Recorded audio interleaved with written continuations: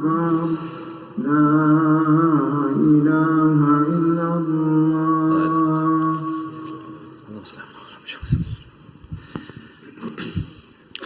إن الحمد لله تعالى نحمده ونستعينه ونستغفره ونعوذ بالله من شرور أنفسنا ومن سيئات أعمالنا من يهده الله فلا مضل له ومن يضلل فلا هادي له أشهد أن لا إله إلا الله وحده لا شريك له وأشهد أن محمدا عبده ورسوله صلى الله عليه وعلى آله وصحبه وسلم تسليما كثيرا مزيدا. يا أيها الذين آمنوا اتقوا الله حق تقاته ولا تموتن إلا وأنتم مسلمون. يا أيها الناس اتقوا ربكم الذي خلقكم من نفس واحدة وخلق منها زوجها وبث منهما رجالا كثيرا ونساء واتقوا الله الذي تساءلون به والأرحام إن الله كان عليكم رقيبا. يا أيها الذين آمنوا اتقوا الله وقولوا قولا سديدا يصلح لكم أعمالكم ويغفر لكم ذنوبكم ومن يطع الله ورسوله فقد فاز فوزا عظيما. أما بعد. Dear respected brothers and sisters, we find an amazing narration collected by Imam Ahmad, narrated to us, reported to us by Ibn Abbas radiallahu ta'ala anhuma, where he mentions our Nabi sallallahu alayhi wasallam whilst he was going on the night journey, Al-Isra wal-Mi'raj.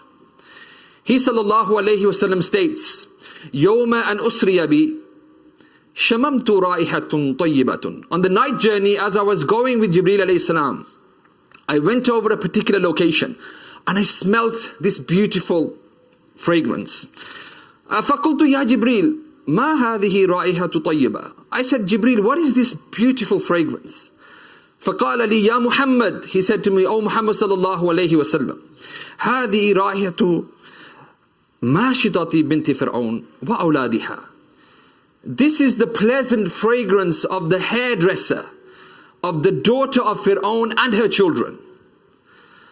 Now let's stop here and pause. There must have been something amazing about that particular woman that enabled the Messenger sallallahu alaihi wasallam to smell this amazing fragrance as he's going on this night journey with Jibreel alayhi salam. So Ibn Abbas radiallahu ta'ala anhuma narrates that then our Nabi began to speak about this woman and tell her about this woman. A woman who lived during the time of Fir'aun. A woman who accepted Islam sirran, secretly. And she used to work fi bayti ra'sul kufr. She used to work in the house of the head of kufr. None other than Fir'aun. The one that used to call towards himself as Allah subhanahu wa ta'ala. And the narration mentions that she was a woman who had 4 children. And she was a woman who would bring bread to the table. She had no partner who was alive at that time. So she would work tirelessly during the day. And she would go home exhausted in the evening, hugging and holding her children, 4 of them. And one day as she's at work, combing the hair of Pharaoh's daughter, the comb slips from her hand. And فقالت Bismillah, she says Bismillah. فقالت لها بنت فرعون يعني أبي. The daughter of Pharaoh says, you mean, what's this Bismillah? You mean my father? She goes, La, no. Lakin Allah, Allah, Rabbi wa Rabbuk wa Rabbi Abik wa Rabbu Abik. My Lord, your Lord, and the Lord of your father, Allah. And the daughter of Pharaoh is confused here. Because according to her and the vast majority of people at that time, the powerful entity was none other than Pharaoh. There was no higher being. But because the woman had accepted Islam, again when she was asked, you mean my father? She said, no. Rabbi wa Rabbuk. My Lord and your Lord. Rabbus samawati wal ard. The one who's created the heavens and the earth. Khaliqu kulli shay. The creator of everything. Now the daughter became very despondent. Let me go and tell my father. So she goes to her father and she says, there's this woman that you have employed. She's saying that there is a Lord other than you. So then Fir'aun summons this woman to his court. And in his court he has everyone there present. And then he begins to say to the Lord, to the woman, Ya Fulana. He doesn't even call her by her name. Ya Fulana, hey you woman. وَإِنَّ لَكِ رَبًّا غَيْرِي. Do you have a Lord other than me? And again the same response. Naam. Rabbi wa Rabbuk. Allah subhanahu wa ta'ala is my Lord and your Lord. Allah subhanahu wa ta'ala. Now this really hurt Fir'aun, because she was speaking truth to power. She was standing firm on the truth, regardless of what the consequences are going to be. So he said, let me make this woman a spectacle for others. Let me work on her weakness. So he began to ask his agencies, his Mossads and his agencies, tell me about this woman. Oh, she has 4 children. Go and bring those children as well. We are going to torture these children as well. So in the house of the woman, it's the evening time, the children are waiting, they hear a knock on the door, they think it's their mother, they go running to the mother, the door is broken down, and the army, the soldiers come, they take the children, they are screaming, they are slapping the children, they are beating the children, and they take the children to the court. Fir'aun says, make a cauldron of boiling oil, and if this woman does not renounce that there is a Lord that is called Allah, then I will throw and begin throwing the children. This is what we know to this day as collective punishment. That our mission might be, or our objective might be, to go after certain people, but we will kill everyone and anyone else along the way. Collective punishment. So when Fir'aun says this to her, that I'm going to throw your children in, she stands firm. No problem. The first child is thrown in. Can you imagine a woman standing there, the mother? The first child is thrown into the boiling hot oil. The narrations mention the meat separates automatically straight away and dissolves, and all you see are remnants of bones. She stands firm. The next child is lined up. The child is crying. And again the woman is resolute. I will not bow down to this pressure. I will speak truth to power.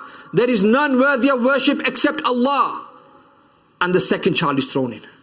The third child is thrown in as well. And she stays resolute.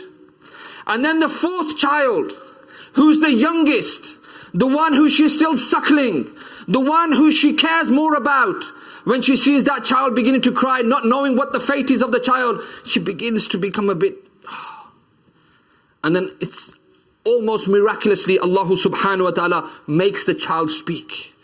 And the child speaks and he says to the mother, don't worry, be firm. فَإِنَّ عَذَابِ الدُّنْيَا أَحْوَنُ مِنْ عَذَابِ الْآخِرَةِ. The adhab of the dunya is nothing in comparison to the adhab of the akhirah. It's less severe. The punishment is worse in the akhirah. Be strong, O mother. And then she sees her child thrown into the boiling hot oil. And then she begins to cry because she knows now it's her time as well. So she says to Fir'aun, قَالَتْ لَهُ إِنَّنِي إِلَيْكَ حَاجَةٌ. I have for you a request. And he begins to think, is she going to turn back now? Is she going to get scared? He says, وَمَا حَاجَتُكْ. What is your request? And she says, أُحِبُّ أَن تَجْمَعَ عِذَامِي وَعِذَامَ وَلَدِي فِي ثَوْبٍ وَاحِدٍ. Allahu Akbar. I request you, I urge you, please, when you kill me, I want you to gather my bones and the bones of my children and place them in one cloth. وَتَدْفِنَنَا. And then bury us together. I want to be resurrected with my children, the coolest to my eyes, on the Day of Judgment. And then she was thrown in, and that's how she passed away. And that is how our Nabi sallallahu alayhi wasallam, when he went past with Jibreel alayhi salam, he was saying, what is this beautiful fragrance? Brothers and sisters, what is happening in Gaza, and our reports now coming out from international aid agencies about the mass graves in Khan Yunis. 3 separate mass graves have been uncovered, where children and babies have been killed, with their hands tied to their back, and many of them have had bullets in their head. Sorry to be so graphic, but this is what's happening. Collective punishment. Why? Because of being Muslim and standing up for your rights, standing up for your land, standing up for your family, your deen. This is exactly what's taking place. Families, children murdered, killed, buried alive. Collective punishment. But many of us are thinking negatively. Many of us are thinking, these people are, what's going to happen to them? I will tell you what is the fate of these people who have passed away. Subhanallah. And once we know what is the fate of these people, then hopefully this despondency becomes optimism. We become happy for these people, because these people are shuhada, they are martyrs. Their fragrance is like the fragrance of the woman, of her and her 4 children who were thrown in the boiling hot oil because of what they believed in, because they stuck to the truth and they spoke truth to power. I ask Allah subhanahu wa ta'ala to make it easy for our brothers and sisters who are going through difficulty in Gaza. أقول قولي هذا واستغفر الله لي ولكم ولسائر المسلمين فاستغفروه إنه هو الغفور الرحيم.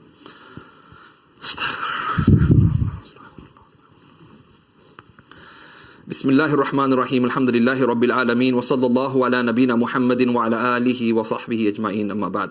As graphic as it sounds, or as bad as it seems, this is the shocking reality of how our brothers and sisters are being collectively punished, especially the women and the children. But this is not the first time that the tyrants or the people who are against goodness, they're on the side of evil, have killed mankind, people who have been standing up for the truth.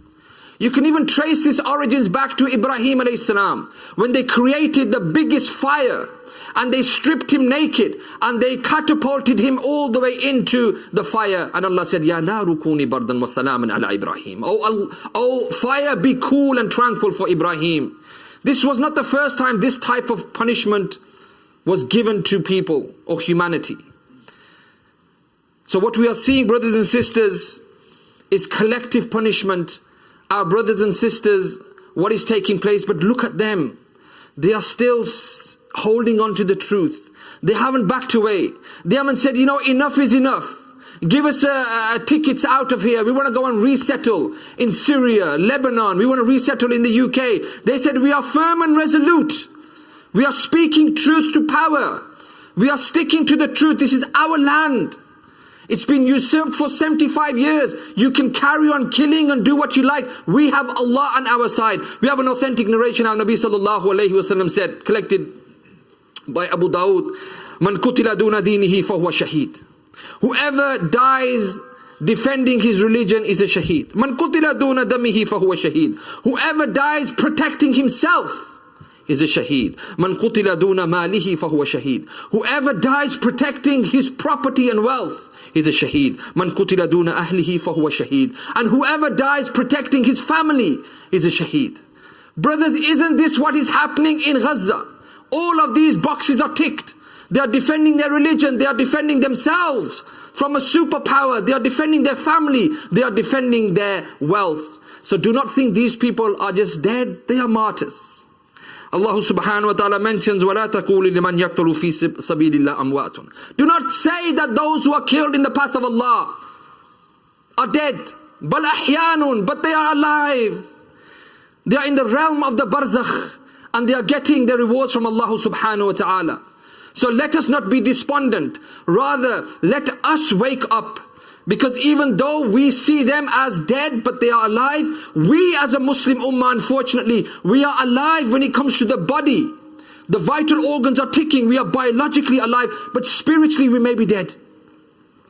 Spiritually we haven't woken up to see what is taking place around us. Maybe it's time now to reconnect back to Allah. Are these not the signs coming to the day of judgment? What is taking place? Isn't this before Ad-Dajjal comes, Imam Mahdi comes, Isa alayhi salam comes? Are we still preoccupied by chasing the dunya, oblivious to what is taking place around us? When we are seeing the help of Allah on these people in the form of how they are resisting, and also some of the videos that you are seeing, some of the mothers are happy the following day. I saw my child in my dream. My child who was killed, I saw him last night, wallahi. That gives me comfort. This is what mothers are saying on videos that are going viral. Because, like I mentioned before, do not consider these people to be dead. Rather, they are alive. They are being provided by Allah subhanahu wa ta'ala. And the final point I want to say, before I conclude, you can see humanity coming together. You can see in campuses across USA, who is supplying weapons. The government is saying, here, another blank check, go and kill, destroy. Yet the indigenous population are coming out and they are setting up tents across many of the mainstream universities and campuses. They are saying enough is enough. This is against what we stand for. Their consciousness calls. And we are hearing also again today in the UK as well, many universities, University of Warwick has been mentioned. They have set up camps, tents, people are saying we are going to stay put.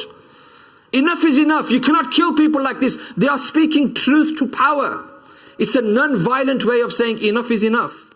And this is exactly what Zuhair ibn Abi Umayyah did when our Nabi sallallahu alayhi wasallam and the Muslims were ostracized for 3 years. They were alienated, boycotted. Go and stay up in the mountains. No one trade with them. No one marry nobody give them any food. Just alienate these people because of their beliefs. After 3 years of isolation, Zuhair ibn Abi Umayyah, a ghair Muslim, a mushrik, a kafir, he stood up in front of Abu Jahl. He stood up in front of Abu Lahab. He said, enough is enough. How can you allow fellow human beings to be isolated like this? We are hearing the screaming of babies every night. When it's the scorching heat of the summer, these people have nothing. When it's the cold, sub-zero temperatures in the winter, they have nothing. How dare you do this? And because of Zuhair ibn Abi Umayyah, there was an altercation, and this resulted in them going to the Kaaba to see that contract that was signed between everyone to say that we will not support the Muslims. And they see that that contract has been eaten up by ants. Who was the catalyst? Who started everything? Ghair Muslim. So maybe there could be some khair in this, that people are seeing the reality of who those people are who are the truly oppressed ones and who the oppressors are. We ask Allah subhanahu wa ta'ala to make it easy for our brothers and sisters, and make it easy for us to also at times speak truth to power. If you have Allah on your side and if you do things within the framework, there is nothing wrong with speaking truth to power. Inna Allah wa malaikatahu yusalluna ala nabi ya ayyuhalladhina amanu sallu alayhi wa sallimu taslima. Allahumma salli ala Muhammad وعلى آله وصحبه وسلم تسليما كثيرا كثيرا. اللهم أعز الإسلام والمسلمين. اللهم انصر إخواننا المستضعفين على أرض فلسطين. اللهم انصر إخواننا المرابطين على أرض فلسطين. اللهم ثبت أقدامهم. اللهم اربط على قلوبهم. اللهم تقبل جهودهم وشهداءهم. اللهم ألف بين قلوب المؤمنين واصلح ذات بينهم. وصلى الله على نبينا محمد وعلى آله وصحبه أجمعين. أقيموا الصلاة.